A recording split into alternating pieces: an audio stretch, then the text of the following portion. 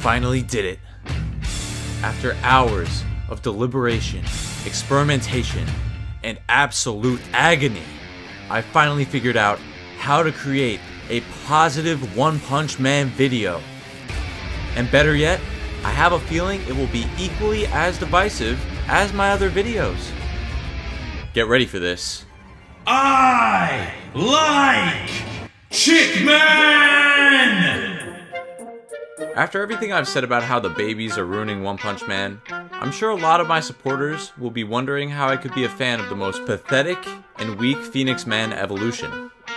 Firstly, I think it's important that I let you all know that I was not happy with a large portion of the redraws that occurred in the Phoenix Man Child Emperor fight. There's a lot about the redraws that I absolutely despise. Like Phoenix Penguin mode. I fucking hate Phoenix Penguin mode so much. Penguins are not phoenixes. They have nothing to do with phoenixes. He's not Costume Man. He's not any kind of bird man. He's Phoenix Man. It's not dumb enough to be funny, it's just dumb enough to be stupid. I still plan on making a video breaking down every last detail of what I dislike about the redraws, but I made a promise in my last video that I plan on upholding. This one's for you, Hisatsu.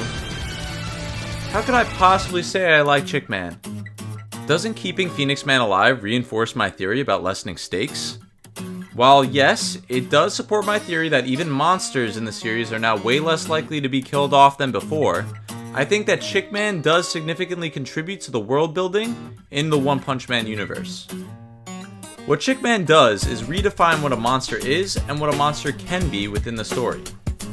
Like what we've recently seen through Garou's acts of heroism while monsterized, and like Rover acting like a regular dog, Phoenix Man reinforces this concept that being monsterized does not necessarily equate to being evil.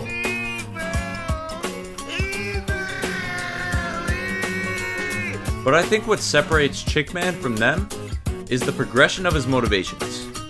How we were first introduced to the character, the content of his backstory, and where he is currently situated within the One Punch Man world. Let's look at his backstory. When talking to Child Emperor in the current chapter 100, he says, "Becoming a monster saved me. I've been acting with the costume of Bird Brain for many years. One day I was simply fired, but obviously I wasn't happy at all. I had loved, understood, and devoted myself to Bird Brain's character more than everyone else. I thought it was unfair to remove this costume. The costume wouldn't come off and I became a monster. Bird Brain granted me freedom. I was happy. I felt that Bird Brain answered my feelings as a costume actor." Just a quick interjection here. Did Penguin Man answer those feelings? Did he love, understand, and devote himself to his penguin costume? No! So why the fuck are you a penguin right now? Alright, moving on. I'm not going there right now. Moving on. In the old version of chapter 100, the same backstory is summed up in 3 panels. We see Phoenix Man with his old boss, who says, "Read my lips. You are fired. Get it? Bird Brain."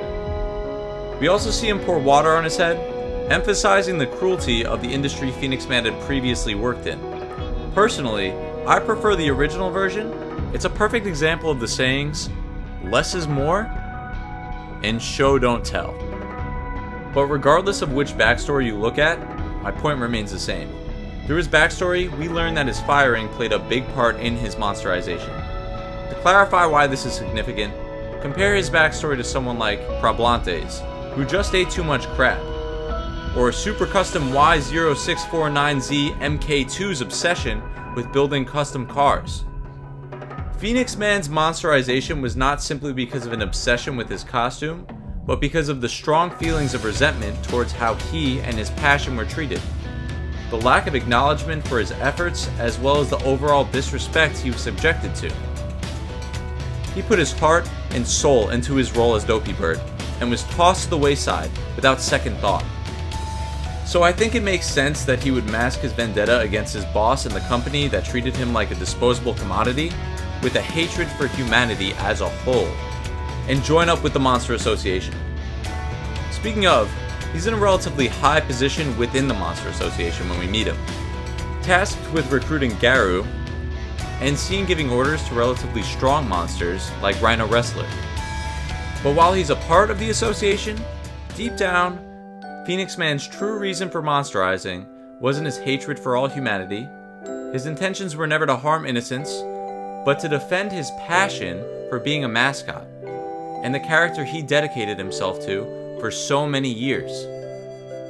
So I think that showing him content with the simple act of helping some kids cross a street, as well as brightening their day, shows us that a person monsterizing does not equate to being without morals. It shows that Phoenix Man's passion for making kids smile supersedes his lust for revenge. Since he's once again able to fulfill his passion, his desire to be destructive or malicious has been quelled. I really like this concept that for Phoenix Man, monsterization was sort of a last-ditch effort to save the thing he holds closest to him, an act of defense and desperation, as opposed to someone like Bakuzan, who decided to become a monster because he loves to pick on people weaker than him. His own words. It adds a level of humanity to some of the monsters we meet, and forces us to ask ourselves, is this monster redeemable, or are they truly too far gone? Now let's talk about how Phoenix Man became Chick Man. I did not like this change. I did not like this retcon. I absolutely loved the design of Brilliant Eagle mode, especially when he's hit with Child Emperor's super move, Millennium Emperor Nova! and it really hurt when they were thrown to the wayside. I also liked Phoenix Man ripping off his costume because of the deceptively torturous tickle bug. It was so brutal and awesome and compelling, and the original moment put the intensity and severity of this whole battle into context. And while Child Emperor still uses the tickle bug in the redraws, the tone of this moment is drastically altered. Along with that, Phoenix Man poofing into Chick Man felt out of place, and left a bad taste in my mouth knowing how this chapter had previously concluded. If the goal of the redraws was to make it so that Chick Man could be a part of the story later on, I actually think that it was very possible to make that happen without having to do any of the redraws. At the end of the original, Phoenix Man's human body is still intact, and considering how many monsters have been saved when thought to have been dead, I think it's totally plausible that Phoenix Man, while severely damaged, was not actually killed. If you've already seen my Tank Top Master video, then you're already familiar with this quote. But for those of you who haven't, do you remember that time when Tank Top Master said, "You're already wearing a tank top in your heart. You are a great tank topper. Hero rankings are no more than decorations next to the fact of whether someone's wearing a tank top or not." What if that same philosophy applied to not only tank tops, but to costumes as well? Although Phoenix Man's costume was destroyed, maybe he was still wearing his costume in his heart. When the Monster Association headquarters was destroyed, maybe he was buried under that rubble and was incubated within it, like an egg. And then after the major battle was concluded, he eventually hatched as Chick Man. I think keeping Brilliant Eagle mode and then revealing Chick Man would have made Phoenix Man's return work even better. We get to see him at his peak monster form, trying to kill kids, then turn into a crossing guard in a chick costume. Even a line like this one, along with the fact that he's legitimately trying to kill Child Emperor instead of recruiting him, actually still works in tandem with Chick Man's current situation. I think it's well within reason that Phoenix Man has placed some of the blame for his firing on his audience, the children who used to watch his show. Even though, according to Rich Douche Kid, the show was cancelled due to its dark humor. And so after this fight with Child Emperor and incubating within the rubble, he could have come to terms with these things and re-emerged to pursue his resurrected passion. And there you go. Boom. No retcon needed. So honestly what I think you should do, Murata, is re-retcon the old retcons, change up a little bit of the dialogue in the new chapters, and there you go. It'll be way better, dude. Warning. Just a warning, this next bit might ruffle some feathers. Oh, I'm just joking, No, but seriously, it is a little bit of a sensitive topic, so you were warned.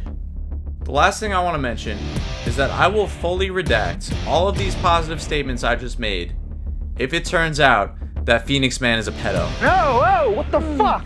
What'd he do? He's a cunt. Sorry, sack of shit. Why do I say this, you may ask? Oh, no reason.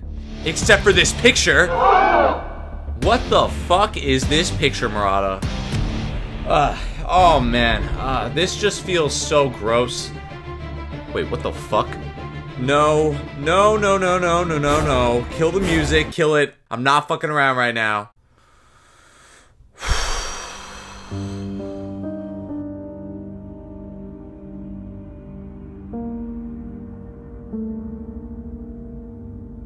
It's giving me flashbacks to the whole Elmo scandal. I hate it. I hate it so much. And like, maybe it's just in bad taste, and Murata didn't mean to make it this creepy. Like, maybe this is just supposed to be some artistic depiction of Phoenix Man trying to convert Child Emperor.